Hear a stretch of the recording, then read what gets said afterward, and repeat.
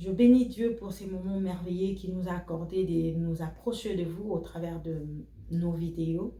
Et nous lui disons merci infiniment pour sa grâce chaque jour. Je crois que toi aussi, tu es en bonne santé et que tes membres sont en bon état. Et n'oublie pas de dire merci à Dieu pour cette grâce énorme qu'il nous fait chaque jour. Et la Bible dit chaque jour, il renouvelle sa bonté et son amour envers nous.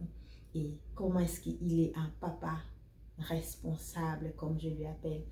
Mes frères et sœurs, je viens au travers de ces vidéos pour vous exhorter dans un verset. Peut-être que vous les avez déjà lus, entendus, ou parlé, ou médité. Mais aujourd'hui, c'est autrement parce que chaque jour dans la vie, nous avons la différente manière que le Saint-Esprit peut te parler, ou t'interpeller, ou t'expliquer encore de plus davantage sur un verset que vous avez déjà entendu. Mais lorsqu'il veut vous parler personnellement ou il veut vous consoler, il va vous les parler d'une autre manière. C'est un verset dont tu connais bien parce que durant ce pendant de moments de Covid, nous avons tous eu à la lire dans nos maisons respectives parce que c'est un psaume de protection. Psaume 91. Psaume 91 au verset 1. Je lis au nom de Jésus. Celui qui demeure sous l'abri du Très-Haut repose à l'ombre du Tout-Puissant. Je m'arrête là. Je sais que dans vos maisons, vous pouvez continuer jusqu'à la fin parce que c'est un verset qui nous bénit énormément. C'est un verset que j'aime beaucoup. Mais moi, je voulais parler aujourd'hui seulement de Psaume 91 au verset 1. Celui qui habite ou celui qui demeure sous l'abri du Très-Haut repose à l'ombre du Tout-Puissant. Qu'est-ce que là cela veut dire ou qu'est-ce que on peut comprendre par rapport à ces versets? Mes frères et sœurs, oh, j'aime le Saint-Esprit. Le Saint-Esprit, quand il te parle, tu es consolé, tu es dans la joie, tu te sens vraiment dans la paix. Et tu as l'assurance, tu te sens rassuré de voir que non, non, non, non, je ne suis pas seule. Non, non, non, non, il ne va pas me laisser. Non, non, non, il est avec moi. Nous prenons d'abord la première paragraphe, celui qui demeure sous l'abri du Très-Haut. Mes frères et sœurs, nous le savons bien que demeurer, c'est rester où c'est tient. Pour se tenir quelque part, il nous demande de faire une marche.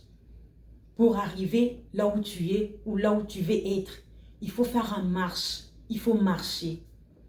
Et maintenant, nous, en tant qu'enfants de Dieu, on ne veut pas vraiment marcher avec Dieu, mais on veut seulement être là directement pour voir des choses que Dieu a dit, que ça puisse se montrer en nous. Chose qui n'est pas bien. Il faut avoir une histoire avec Dieu. Il faut avoir une relation d'intimité avec Dieu pour que tu puisses demeurer et voir des choses que Dieu t'a dit. Il faut que tu puisses avoir une histoire avec lui.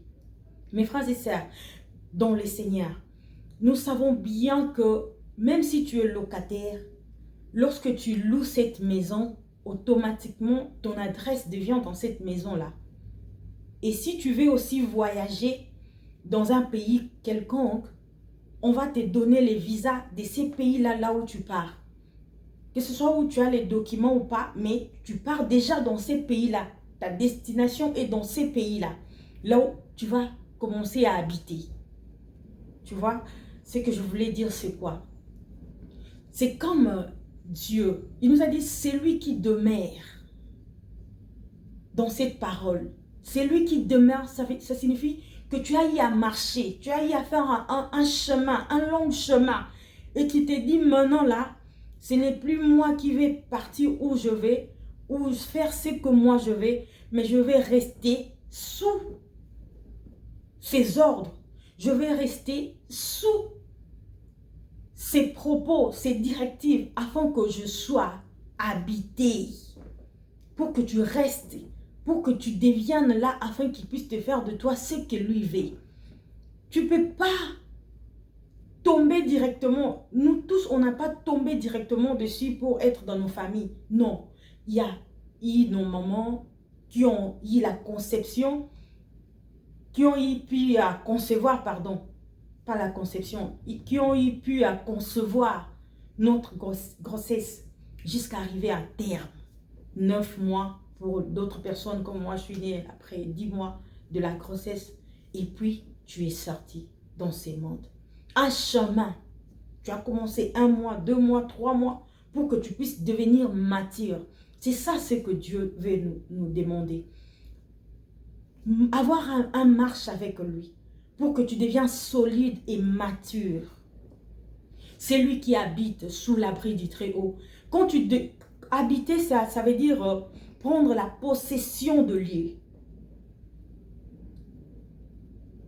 Quelqu'un qui habite déjà sous l'abri du Très-Haut, c'est quelqu'un qui est mature, qui sait que là où je suis là, il n'y a personne qui va me toucher. Là où je suis là, j'ai l'assurance que Dieu ne va pas m'abandonner.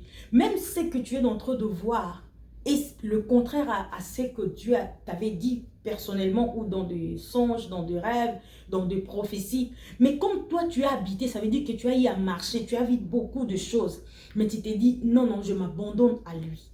Afin que lui seul soit mon maître, soit mon dirigeant, soit ma force, soit mon protecteur, soit mon gardien, soit tout pour moi. Et tout ce que tu vas voir pendant le moment où tu as habité sous l'abri du Très-Haut, ça ne va pas te faire effrayer, ça ne va pas te faire perdre. Pourquoi? Parce que tu deviens mature dans le Seigneur, dans les choses de Dieu. Et quand tu reposes, tu habites sous l'abri du Très-Haut, tu demeures sous l'abri du Très-Haut, ça veut dire que tu as la possession de lieu où tu es. Des situations qui t'arrivent, tu as la possession de toutes choses. Tu sais que même situation ici est arrivée comme ça ne va pas m'effrayer, ça ne va pas me faire tomber. Pourquoi? Parce que toi, tu as habité, tu es assujetti, il y a tous tes bagages là. Tu as habité, c'est comme si ça devient ta concession en toi, une parcelle à toi. Et nous voyons, nous tous, dans nos maisons, tu sors dans le calme parce que tu sais que j'ai laissé ma maison fermée à clé et puis je vais revenir. Tu vois, habiter sous l'abri du Très-Haut, ça veut dire que tu as l'assurance. On ne peut pas voir quelqu'un qui a habité dans sa propre maison effrayé. Là, ça devient un problème sérieux, spirituel même. Il faut te faire des thérapies. Si c'est psychologique, il faut te faire des thérapies. Et si c'est spirituel, il faut qu'on prie pour toi pour que tu sois en paix dans ta maison. Tu ne peux pas vivre dans ta maison, tu as peur d'aller dans la chambre, tu as peur d'en laisser laver. Là, ce n'est pas ta propriété en fait. Ce n'est pas ta concession. Tu n'as pas la possession de ces lieux. Mais lorsque la Bible dit c'est lui qui habite, habiter un lieu, c'est un lieu où tu contrôles. C'est un lieu où tu sais que non, c'est ma maison. Quand tu habites dans une maison, même si tu es locataire, tu sais bien que je paye mes loyers. Il n'y a pas d'autre personne qui a le droit de venir ouvrir ma porte pour prendre des histoires dans le réfrigérateur. Personne. Tu sais que c'est ma maison, même si tu es locataire. Maintenant, lorsque la Bible nous dit c'est lui qui habite, est-ce qu'en tant que nous, enfants de Dieu, nous mettons cela dans la tête que nous avons notre propriété auprès de Dieu. Nous avons nos concessions auprès de Dieu et que rien ne peut nous arriver du mal parce qu'on est construit en celui qui est la pierre angulaire. La pierre principale. Est-ce que nous le savons ou nous la lisons seulement? Je suis auprès de Dieu ou je suis enfant de Dieu, aucun malheur ne m'arrivera. Oui, certes, mais il faut mettre toutes ces possibilités dans ta tête pour que tu puisses voir la gloire de Dieu. Parce que la Bible dit, la foi est une ferme assurance, une démonstration de celle qu'on n'en voit pas. Tu espères en tout. Quand on dit, celui qui habite sous l'abri du Très-Haut, toi, pense que tu habites près de Jésus.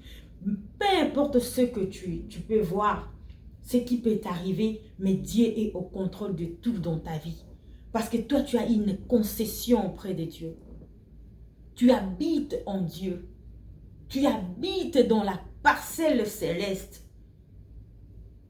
Et nous pouvons continuer la suite qui dit, celui qui habite sous l'abri du Très-Haut repose. Celui qui demeure sous l'abri du Très-Haut repose à l'ombre du Tout-Puissant. Et maintenant, là où, quand tu es près de Dieu, près du Seigneur Jésus-Christ, il t'a donné une concession en toi. Tu habites, tu as une maison en toi, une location en toi. Là où tu es bien sécurisé, bien protégé. Maintenant, il nous fait voir encore l'abri. Son abri, c'est l'image qui te protège, qui te sécurise. Mais il dit encore, tu reposes à l'ombre du Tout-Puissant. L'ombre, c'est comme moi je suis ici. Vous voyez ça? C'est mon ombre. Mais non, ça c'est l'ombre des Nancy. Ça peut te faire rien parce que je suis rien devant Dieu. Maintenant, tu reposes à l'ombre du Tout-Puissant. Ça veut dire cette ombre-là, c'est Dieu. Maintenant, son ombre-là va te protéger plus que l'ombre des humains. Parce que lui, il est un Dieu puissant. Son ombre seulement va te sécuriser. Son ombre va te garantir de tout. Parce que la Bible dit repose à l'ombre du Tout-Puissant. Quand on parle du repos, c'est là où il n'y a plus des inquiétudes. Il n'y a plus de problèmes. Il n'y a plus de difficultés. Parce que l'Éternel, lorsqu'il a mis son peuple en repos, dans un repos éternel, et il bénéficiait de l'air, l'eau, calmement, parce que l'Éternel a intervenu dans leur situation. Et jusqu'au point où Dieu a dit, maintenant je vous ai mis au large, Rehoboth, et ces puits-là n'étaient plus ravis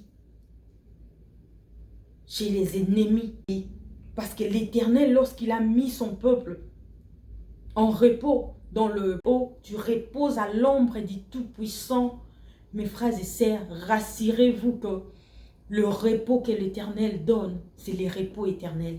C'est un vrai repos que le monde ne pourra jamais vous donner. Et je souhaite que tu demeures vraiment sous l'abri du Très-Haut. Peu importe les difficultés, peu importe le problème que tu as, mais je te souhaite, en ces jours si merveilleux, que tu puisses déposer tes histoires. Dire à Dieu, je vais reposer sur cette ombre du Tout-Puissant. Je vais demeurer sous l'abri du Très-Haut. Que cela soit ton désir. Parce que de nous-mêmes, on ne peut rien. Mais si tu la désires, et Dieu pourra faire de sorte qu'il puisse détourner ton cœur des choses de ce monde. Peut-être manque de l'argent ou de quoi. Ça t'empêche à se décharger devant Dieu.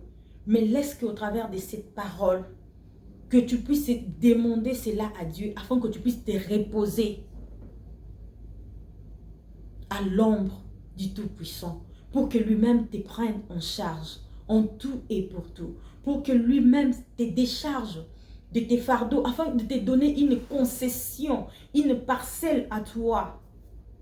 Et que tu puisses demeurer à l'abri du Très-Haut. Parce que je vous ai tout expliqué. Habiter et demeurer, c'est prendre la possession de lui. Et que tu puisses venir auprès de Dieu, prendre une possession de lui auprès de Dieu, afin qu'il puisse te soulager. À mon appel que moi nanangai à se décharger, aïe pas nangai, n'a pas sika ya kovanda. Si dans ce monde, les gens font tout pour avoir des maisons, des voitures, des appartements et tout, alors pourquoi tu ne peux pas, la parole de Dieu ou Dieu ne peut pas être ta priorité pour que tu puisses avoir une parcelle auprès de Dieu, une concession auprès de Dieu, parce que tout est vanité, mais c'est rien que la parole de Dieu qui ne passera jamais, jamais, jamais. Et que Dieu vous bénisse au travers de ces paroles. Et que le Saint-Esprit vous aide encore dans vos maisons de la lire et qu'il puisse vous parler autrement. Qu'il puisse vous parler personnellement aussi. Que Dieu vous bénisse. Merci. Bye bye. Que Dieu bénisse aussi son serviteur, l'apôtre Jean-Baptiste Soumbela. J'ai dit merci à maman Lydie Soumbela. Merci à l'église Silo. Merci à vous tous qui êtes déjà abonnés sur Nonsingalula NLTV. Que Dieu vous bénisse. Abonnez-vous massivement sur mon Instagram, Nonsingalula 1. Et puis sur ma page Nonsingalula Channel. Veuillez de vous abonner. Que Dieu vous bénisse. Merci. Au prochain numéro. Bye bye.